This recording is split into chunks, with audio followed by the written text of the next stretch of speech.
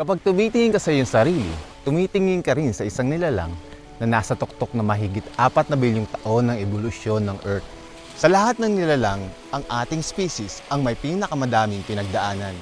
Nakakalakad tayo sa dalawang paa, nagagamit ang kamay sa di mabilang na paraan, at higit sa lahat, may pinaka-advanced na emosyon at pag-iisip. Paano natin nakuha ang mga katangiang ito na tumulong sa atin na sakupin ang buong daigdig? Paano ikaw, ako at ang 7 bilyong individual sa mundo ay naging tao? Madami na naging kwento tungkol sa pinagmulan ng tao. Halos lahat yata ng kultura ay may sariling bersyon nito. Natural lamang sa atin na alamin ang ating pinagmulan. Sa episode na ito ng Kuryosidad, malalaman niyo naman ang bersyon ng agham tungkol sa pinagmulan nating lahat.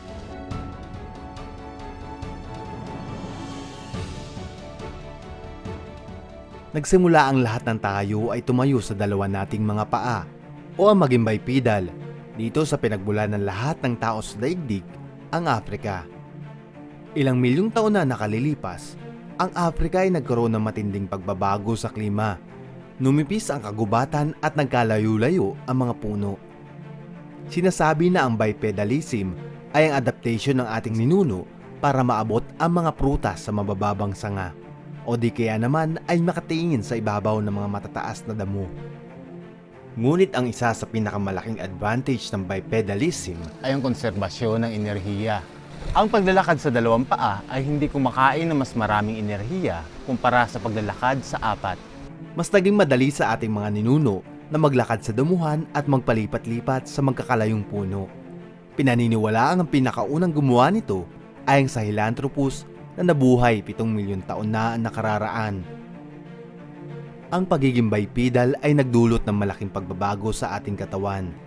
Ang ating mga braso ay umiksi, ang spine ay nagkorting S, at ang bewang ay lumiit. Sa madaling salita, tayo ay naging sexy at matipuno. Mula sa pagbaba sa mga puno, ay sinakop ng ating mga ninuno ang malalapad na plains ng Afrika. Idinisenyo tayo para tumakbo at maglakad ng mahabang distansya. Ngunit ang malayo sa mga lilim at manatili sa sikat ng araw ay nagbibigay ng matinding init sa katawan. Kasama na dito ang pagtaas ng temperatura mula sa pagbilis ng ating paggalaw. Dahil dito, kailangan ng mga sinaunang tao ng epektibong cooling system. Nagagawa ito ng ilang mammals sa tulong ng pagpapant, kagaya ng ginagawa ng ating mga alagang aso. Nagpalamig naman ang ating mga ninuno, hindi sa pagpapalawit ng dila, kundi sa tulong ng pagpapawis. Sa tulong ng pawis, ang sobrang init sa katawan ay kasamang nag-evaporate sa hangin. Dagdag dito, binawasan ng ebolusyon ng buhok ang ating katawan upang sa gayon ay mas papabilis ang prosesong ito. Hindi nga naman madaling matuyo ang pawis kung tayo ay nababalutan ng balahibo. Ito ang dahilan kaya tayong lahat ay naging makinis. Sa paglalakad sa dalawang paa, ang ating mga braso ay naging malaya. At ito nagbukas ng daan upang tayo ay makalika at manupalahin ang kalikasan. Nagsimulang mag-evolve ang ating kamay na matuto ang ating mga ninuno na gumawa at gumamit ng tools. Nakababaliw isipin na ang lahat ng teknolohiya ngayon ay nagsimula sa mga simpleng bato. Ang pagbubuhat at paghawak ng mga bagay ay hindi ganong kadali. Nangangailangan nito ng grip at pressure. Dito naman unti-unting na-develop at lumaki ang ating thumb. At ito ang gumawa ng ating mga trabaho. Kumpara sa mga chimpanzee at gorilla, ang ating hindalaki ay higit na mas malaki. Kung ang mga leon at hyena ay may matatalas na ngipin at kuko, tayo naman ay may kakayahang gumawa at gumamit ng sibat at kutsilyo. Dito nagkaroon ng advantage ang ating mga ninuno laban sa malupit na kapaligiran ng Afrika. Pinaniniwalaang ang unang nag-imbento ng tools ay ang Homo habilis na nabuhay mahigit 2 milyong taon na ang nakalilipas. Ngunit ang paghulma sa mga matitigas na bato at ang paraan ng paggamit nito ay hindi lang nangangailangan ng hinlalaki at husay ng kamay. Nangangailangan din ito ng matinding imahinasyon at konsentrasyon. At dito mas nag-evolve ang ating utak. Sa tuwing naguhulma ang ating mga ninuno ng mga komplikadong bagay, mas lalong tumatalas ang kanilang kaisipan. At sa tuwing tumatalas ang kanilang kaisipan, mas lalong nagiging komplikado ang mga bagay na ginagawa nila. Kaya kasabay ng pag-advance ng stone tools, Kasabay ding tumatalino ang ating mga ninuno. Ngunit kagaya ng muscle, ang utak ay lumalaki rin kapag laging ginagamit. Ang laki ng utak ng mga sinaunang tao ay nadadagdagan sa pagdaan ng mahabang panahon.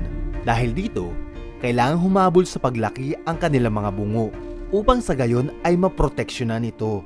Dito na literal na lumaki ang ating ulo at nahiwalay sa itsura ng mga pinsan nating unggoy.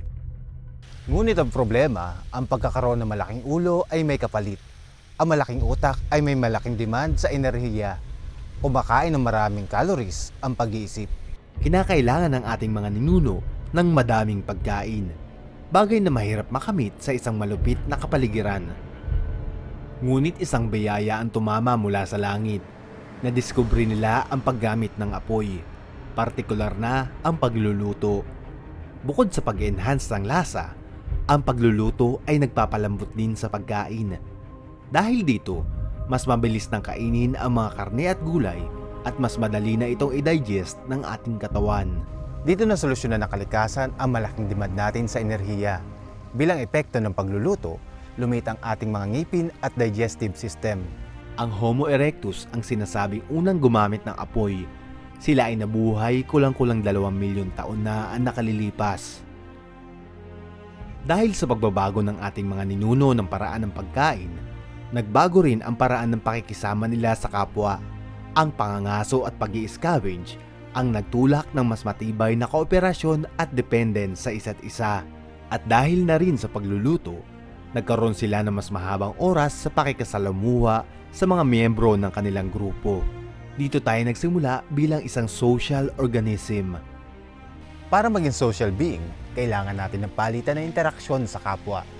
Kailangan nating maunawaan ang iniisip at nararamdaman ng ating kaharap at sila naman sa atin.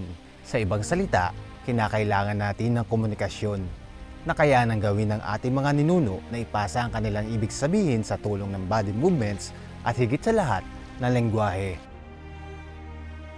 Sa ngayon ay wala pang nakakaalam kung saan at kailan eksakto nag-originate ang pinakaunang lengguwahe.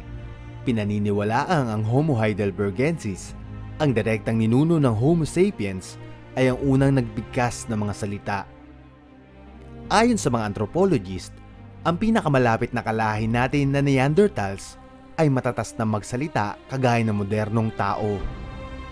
Sa paggamit ng lengguwahe, madaling na ilalarawan ng ating mga ninuno ang kanilang nais ipaunawa sa kapwa, bagay na dala pa rin natin hanggang sa ngayon.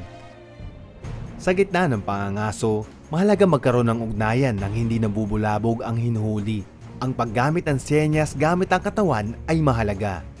Kung inyong mapapansin, tanging ang mata lang ng tao ang may puti sa paligid ng eyeball. Yun ay upang madaling makita ng kapwa ang direksyon ng ating tinititigan. Ang eye contact ay may malaking tulong para ipaalam at alamin ang iniisip ng kaharap. Ang mga facial expressions gaya ng kalungkutan, galit, nasasaktan at masaya ay nakatulong ng malaki sa pagpapakita ng ating nararamdaman.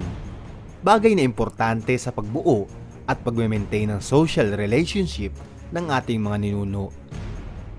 Ang mapabilang sa isang social group ay komplikado. Kailangan ng bawat isang individual na matanggap ng kanyang mga kasama. Bukod doon, kailangan din niyang alamin at magkaroon ng kinalalagyan sa kanyang tribo. Ang hindi kayang makisama at maging kaaya-aya ay nasa panganib na masaktan at mag-isa sa marahas na kapaligiran. Ang mga ninuno natin ay napuwersang mag-isip ng paraan para mas maging sociable. At dito nabuo ang ating mga basic social traits kagaya ng pagbibigay ng pabor, pagko-compliment at pagtulong. Masama mang sabihin, dito din tayo natutong magsinungaling, mamulitika at manira ng kapwa. Ang lahat ng klase ng social interaction ay nangangailangan ng matinding brain power at ito ang nagpabilis ng gusto sa ebolusyon ng ating utak. Dito na ito tuluyang naging moderno. Ngunit ang pagkakaroon ng malaking utak ay may malaking side effect, lalo na sa mga babae. Dahil ang bipedalism ay nagpalit ng ating pelvic bone, ang pagdadala ng sanggol sa sinapupunan at panganganak ay masyadong naging mahirap at masakit para sa mga ina. Bago pa man tuluyang lumaki at mag-mature ang fetus, kinakailangan na nitong iluwal na maaga upang sa gayon ay magkasya ang malaking ulo nito sa maliit na puwerta ng babae. Kaya ang epekto, ang bawat tao sa mundo ay kinakailangang ipanganak na premature. Hindi tulad sa mga hayop kung saan ang mga supling ay madaling nakakagalaw at nakakalakad pagkapanganak, ang ating mga sanggol ay mahina at walang kalaban-laban. Bukod dito, halos 2 dekada ang kailangang gugulin para tuluyang mag-mature ang isip at katawan ng bata. Sa panahon na yun, nangangailangan sila ng matinding pag-aaruga at pagbabantay. At dito nagsimula ang konsepto ng monogamy at kumpletong pamilya.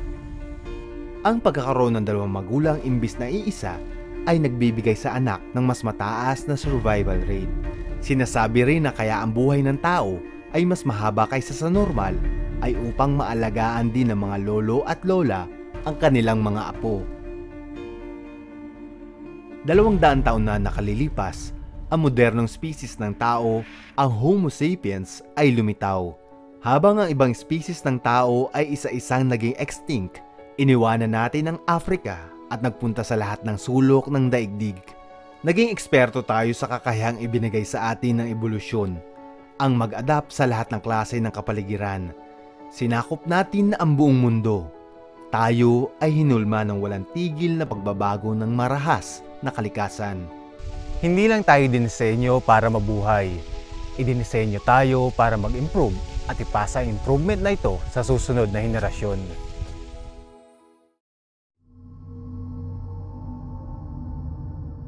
Ilan ba ang tsansa upang ikaw ay sumulpot at mabuhay sa mundong ito? Gaano ba kalaki ang tsansang ang ikaw na mismong nasa lugar at oras na ito ay mag-exist?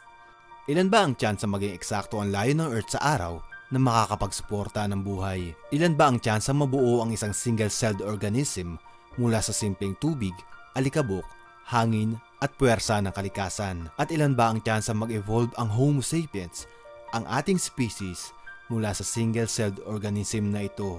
Isang napakalaking numero kung tutuusin. Pero hindi pa tayo halos nagsisimula. Dahil, ilan ba ang tsansa magkatagpo ang iyong ama at ina at magsama para mailuwal ka? Ilan ba ang tsansang magkatagpo ang tamang sperm at egg cell na bubuo sa'yo? Ilan rin ba ang tsansang magkatagpo ang sperm at egg cell ng bawat ninuno mo?